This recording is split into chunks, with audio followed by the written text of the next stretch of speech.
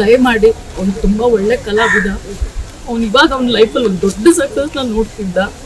ಯಾರೆಲ್ಲ ಪ್ರಾಮಾಣಿಕವಾಗಿ ಕಲಾವಿದರಿಗೆ ಎಲ್ಲರಿಗೂ ಸಹಾಯ ಮಾಡಬೇಕು ಅಂತಿದ್ರೆ ದಯಮಾಡಿ ಅದೊಂದು ಕೆಲ್ಸಕ್ಕೆ ಅವ್ನ ಆಸೆ, ಅವ್ನ ಲೈಫಲ್ಲಿ ಇದ್ದಿದ್ದ ಗುರಿನೇ ಅದೊಂದು. ನನ್ನ ತಂಗಿ ಮದುವೆ ತುಂಬ ಚೆನ್ನಾಗಿ ಮಾಡಬೇಕು. ಇಲ್ಲಿ ನಾವು ದೊಡ್ಡ ಕುಟುಂಬ ಇದ್ದೀವಿ ಅಂದರೆ ನಾವು ಹೇಳಿದ ನಾವು ಫ್ಯಾಮಿಲಿ ಕೇಳಿದ್ರು ಅನ್ನೋದು ಒಂದು ದೊಡ್ಡ ಕುಟುಂಬ ಇದೆ. ಈ ಕುಟುಂಬ ಏನಿದೆ, ಈ ಕುಟುಂಬ ಸದಸ್ಯರು ನಾವುಗಳೆಲ್ಲ ಅನ್ನೋದು ನಾವೆಲ್ಲರೂ ಇಲ್ಲಿ ನಿಂತ್ಕೊಂತೀವಿ. ಅದ್ರ ಇದ್ರ ಜೊತೆಗೆ ಕನ್ನಡ ಸಿನಿಮಾ ಇಂಡಸ್ಟ್ರಿ ಕಡೆಯಿಂದ ನಾವು ಒಬ್ಬ ಕಲಾವಿದನಿಗೋಸ್ಕರ ನಾವೆಲ್ಲರೂ ಸೇರ್ಕೊಂಡು ನಾವು ಇಡೀ ಟೀಮ್ ಎಲ್ಲ ಸೇರಿಕೊಂಡು ನಾವು ಕೂಡ ಸೇರ್ಕೊಳ್ತಾ ಇದ್ದೀವಿ. ಸಪೋರ್ಟ್ ಹಾಕಿ ನೀವು ಕೂಡ ಸಪೋರ್ಟ್ ಆಗಿ ಹೌದು ಸರ್, ಬಿಟ್ಟಿದ್ದು ಅವ್ರ ನನ್ನ ಹತ್ರ ಅದೊಂದೇ ಶೇರ್ ಮಾಡ್ಕೊಳ್ತಿದ್ದು. ನನಗೆ ನಿಮ್ಗೇನು ಆಸೆ ನನಗೆ ನಮ್ಮ ಅಪ್ಪ ಇಲ್ಲ, ಮಕ್ಕಳ ಜಾಗದಲ್ಲಿ ನಾನು ಮಾಡ್ಕೊಂಡು ನನಗೆ ಮಕ್ಕಳು ತುಂಬ ಜೋರಾಗಿ ಮಾಡಬೇಕು ಒಂದೇ ನನ್ನ ಆಸೆ. ನಾನು ಮದುವೆ ಆಗೋ ಆಸೆ ಕೂಡ ಇಲ್ಲ. ಅಷ್ಟೇ, ಅವಳೊಬ್ಳು ತುಂಬ ಚೆನ್ನಾಗಿ ಮದುವೆ ಮಾಡ್ಕೊಟ್ಟು ಒಂದು ಒಳ್ಳೆ ಕಡೆ ಕೊಟ್ಬಿಟ್ರೆ ಒಬ್ಬ ಅಪ್ಪ ಆಗಿ ಏನು ಮಾಡ್ತಿದ್ರು ಆ ಜವಾಬ್ದಾರಿ ನಾನು ಅಷ್ಟೇ. ಅವಳು ಯಾವಾಗ ಕೇಳಿದ್ರು ದೊಡ್ಡ ಹೆಸರು ಮಾಡಬೇಕು, ದುಡ್ಡು ಮಾಡಬೇಕು, ನನಗೂ ಅದನ್ನೇ ಹೇಳ್ತಿದ್ದೆ. ದುಡ್ಡು ಅಲ್ಲಿ ಸಾಯ್ಬೇಡಿ, ಎಷ್ಟು ದಿನ ಇರ್ತಿರೋ ತುಂಬ ಖುಷಿಯಾಗಿರಿ ಅಂತ. ಅವ್ನು ಯಾವತ್ತೂ ಸ್ಟೇಜ್ ಮೇಲೆ ಆ್ಯಕ್ಟ್ ಮಾಡಲಿಲ್ಲ ಸರ್. ಅವ್ನು ಏನಿದ್ದ ಅವನು ಹಾಗೆ ಬರ್ತಿದ್ದ ಸ್ಟೇಜ್ ಮೇಲೆ.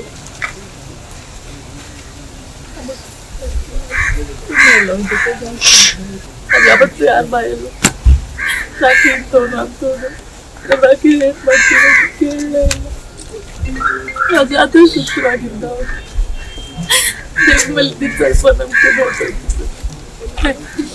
ನಗಿಸಿದಂತಹ ನಮ್ಮ ಕುಟುಂಬ, ನಾವೆಲ್ಲರೂ ಇಲ್ಲಿ ನಮ್ಮೆಲ್ಲರೂ ಕುಟುಂಬದ ಒಂದು ಕೂಸು ಇವತ್ತು ಇಲ್ಲ ಅನ್ನೋ ಒಂದು ಬೇಸರ ತುಂಬ ಇದೆ. ತುಂಬ ನೋವಾಗ್ತದೆ ವಿಷಯ ಕೇಳಿದಾಗ. ಯಾಕಂದರೆ ನಾನು ಇದುವರೆಗೂ ಮಂಗಳೂರಿನ ಗೆಳೆಗೆ ತುಂಬ ಜನ ಇದ್ದಾರೆ. ನಮ್ಮ ಸೀಸನ್ 1 ಆಗಿರ್ಬೋದು, 2 ಆಗಿರ್ಬೋದು, ತುಂಬ ಜನ ಇದ್ದಾರೆ. ಆದರೆ ಯಾವುದೋ ಫಂಕ್ಷನ್ಗಳಿಗೆ ಅಂತ ನಾನು ಯಾವಾಗಲೂ ಬಂದಿರಲಿಲ್ಲ ಮಂಗಳೂರಿಗೆ. ಸೊ ಈ ಥರದ್ದೊಂದು ಇನ್ಸಿಡೆಂಟ್ ಆಗಿ ಈ ಥರ ಬರಬೇಕಾಗಿಲ್ಲ ಅನ್ನೋಂಥ ಈಗ ಬಹಳ ಇದೆ. ಒಳ್ಳೆ ಗೆಳೆಯ, ನಾನು ಹೇಳಿದಾಗೆ ಯಾರೂ ಕೂಡ ಅದನ್ನು ನಾವು ಎಲ್ಲಿ ಯಾರ ಜೊತೆಲಿ ನಗ್ನಗ್ತಾ ರಿಹರ್ಸಲ್ ಟೈಮಲ್ಲೂ ನಗ್ತಾ ಸ್ಟೇಜ್ ಮೇಲೂ ನಗಿಸ್ತಾ ಇದ್ದಂತ. ಅದೇ ನಾನು ಹೇಳಿದ್ನ ಈಗ ಇದೆಲ್ಲ ನಮ್ಮ ಕುಟುಂಬನೇ. ಇದು ಸೀಸನ್ 1 ಸೀಸನ್ 2 ಅಂತ ಹೇಳಿಲ್ಲ, ಎಷ್ಟೇ ಸೀಸನ್ಗಳಾಗ್ಬೋದೆಲ್ಲ ನಮ್ಮ ಕುಟುಂಬದಿಂದ ಕೂಸು ಇರ್ತಾನೆ. ಒಂದು ಅಂತಂದರೆ ಸ್ವಲ್ಪ ವರ್ಷಗಳಿಂದ ಅವರ ತಂದೆ ಕಲ್ತ್ಕೊಂಡಿದ್ರು ಅಂತ ಹೇಳಿದ್ರು. ನನಗೆ ಗೊತ್ತಿಲ್ಲ ಬರಬೇಕಾದ್ರೆ ಮತ್ತೆ ಎಲ್ಲ ವಿಷಯಗಳನ್ನ ಕೇಳ್ಕೊಂಡಾಗ ತಂದೆ ಕಲ್ತ್ಕೊಂಡಿದ್ರು. ಮನೆಗೆ ಆಧಾರಭೂತವಾಗಿದ್ದು ನಮ್ಮ ರಾಖಿ. ಸೊ ಈಗ ಅವನು ಕಲ್ತ್ಕೊಂಡ ತಾಯಿ ಮತ್ತು ತಂಗಿ. ಆದರೆ ನಾವು ರಾಖಿ ಇಲ್ಲ, ಆದರೆ ರಾಖಿ ಸ್ಥಾನದಲ್ಲಿ ನಾವೆಲ್ಲರೂ ಇರ್ತೀವಿ. ಆ ತಾಯಿಗೆ ತಂಗಿಗೆ ಸಪೋರ್ಟಾಗಿ ನಾವು ನಿಂತ್ಕೊತೀವಿ ಅಂತ ಹೇಳಲು ಇಷ್ಟಪಡ್ತೀವಿ. ಅವನ ಆತ್ಮಕ್ಕೆ ಶಾಂತಿ ಸಿಗಲಿ. ಅಮ್ಮ ಮಗಳಿಗೆ ಈ ಶಕ್ತಿನ ದೇವ್ರು ಕೊಡಲಿ ಅಂತ ಹೇಳ್ತೀವಿ. ಆದರೆ ಅವರು ಎಲ್ಲನೂ ಮಾಡ್ತಾರೆ. ಇಷ್ಟು ಬೇಗ ಒಂದು ಒಳ್ಳೆ ಸಕ್ಸಸ್ನ ಈ ಏಜ್ಗೆ ಹೋಗ್ತೀವಿ, ಇಡೀ ಕರ್ನಾಟಕ ಜನ ಗುರುತಿಸ್ಕೊಳ್ಳೋ ಥರ ಮಾಡಿ ಇಷ್ಟು ಬೇಗ ಮತ್ತೆ ವಾಪಸ್ ಕರ್ಕೊಳ್ಳುವಂಥ ತಕ್ಷಣ ಯಾಕೆ ಮಾಡದಪ್ಪ ಭಗವಂತ ಅಂತ ಒಂದು ಪ್ರಶ್ನೆ ನಾವು ಇಡ್ತೀವಿ. ಒಂದು ಪ್ರೀತಿ ನಮ್ಮೆಲ್ಲರೂ ಮಧ್ಯೆ ಇರೋದಕ್ಕೋಸ್ಕರ ಇಲ್ಲಿ ಗಂಟೆ ಕರ್ಕೊಂಡ್ಬಂದಿದೆ.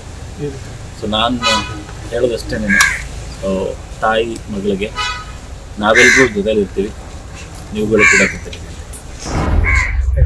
ನಾವು ರಾಖಿಯ ಸಾಧನೆ ಬಗ್ಗೆ ಮಾತಾಡಬೇಕಂತ ಯಾವಾಗಲೂ ಈ ಸ್ಥಿತಿಯಲ್ಲಿ ಮಾತಾಡೋದು ಅಂತ ನಮ್ಗೆ ಗೊತ್ತಿಲ್ಲ. ಈ ಸ್ಥಿತಿಯಲ್ಲಿ ಮಾತಾಡೋ ಅವಕಾಶ ಸಿಗುತ್ತೆ ಅಂತ ಗೊತ್ತಿಲ್ಲ. ಎಲ್ಲರೂ ಬಂದಿದ್ದಾರೆ ಅಷ್ಟೇ. ನಗ್ನಗ್ತಾ ಬಂದಿದ್ದ, ನಗ್ನಗ್ತಾನೆ ಹೋಗಿದ್ದೀನಿ. ಅದನ್ನು ನಗ್ತಾ ಇದ್ದೀನಿ ಅಷ್ಟೇ. ನಾನು ನನಗೆ ದಸ್ಕತ್ ಅಂತ ಕನ್ನಡದಲ್ಲಿ ರಿಲೀಸ್ ಮಾಡೋ ಕಾಲ್ ಮಾಡಿದ್ದು ಬಾ ಎಲ್ಲ ಹುಲಿವೇಶ ಎಲ್ಲ ಹುಲಿಯನ್ನೆಲ್ಲ ತಿಳಿಸಿ ಬರೋಕ್ಕಾಗಿಲ್ಲ, ಬಿಸಿ ಇತ್ತು ಅಷ್ಟು.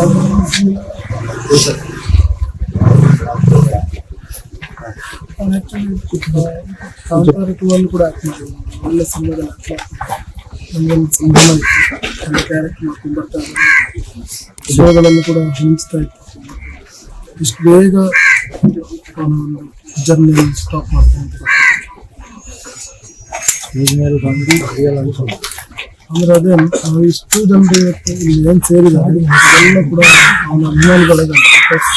ಅವನು ಯಾವಾಗಲೂ ಒಬ್ಬರಿಗೆ ನೋವು ಮಾಡೋದು, ಅವನು ಯಾವಾಗಲೂ ಖುಷಿಯಾಗಿದ್ದಾನೆ.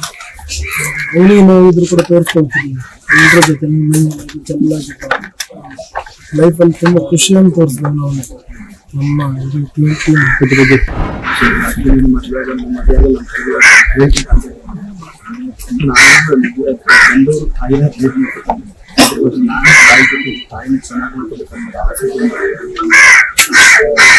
ಅದೇ ನಾವು ಅದು ಏನು ಹೇಳೋದಂತಂದ್ರೆ ಈಗಾಗಲೇ ಕೆಲವರೆಲ್ಲ ಹೇಳಿದ್ದಾರೆ ನಮ್ಮ ಇಲ್ಲಿ ಎಲ್ಲರೂ ಯಾರಾದರೂ ಜವಾಬ್ದಾರಿ ತಗೊಂಡು ಇವರ ಮನೆಗೆ ಆಧಾರ ಆಗಿದೆ.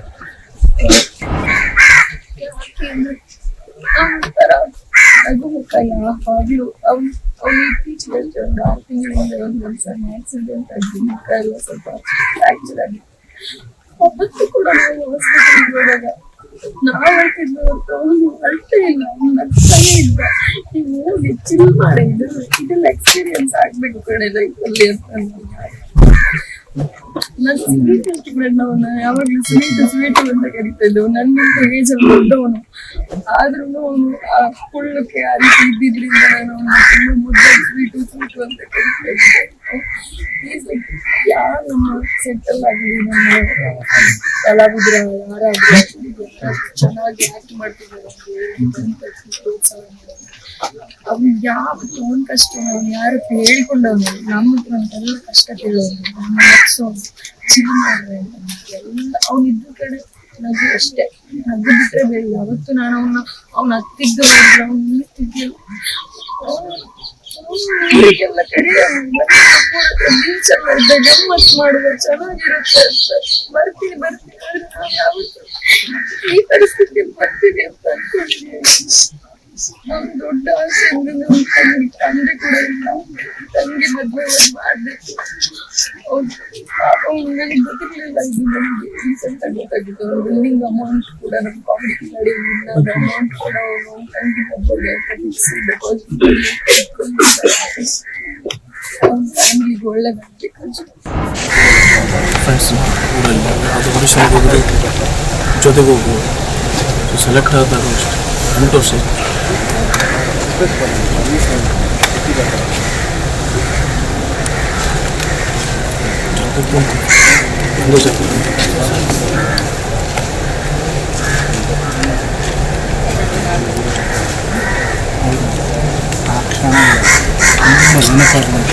ಅಲ್ಲೇ 10:00ವರೆಗೆ ಫೋನ್ ಮಾಡಿ ಅಲ್ಲೆಲ್ಲಪ್ಪ ಹೋಗ್ರೆ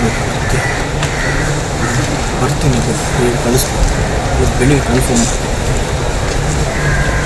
ನೈಟು 1 ಗಂಟೆ 1:30 ಯಾವುದಕ್ಕೂ ಬೇಜಾರು ಅಂತ ನಿಂತಿಲ್ಲ. ಏನು ಯಾರೇ ಬೇರೆ ಏನು ಸೀರಿಯಸ್ ವಿಷಯ ಬೇಜಾರು ಬಂದಿದೆ.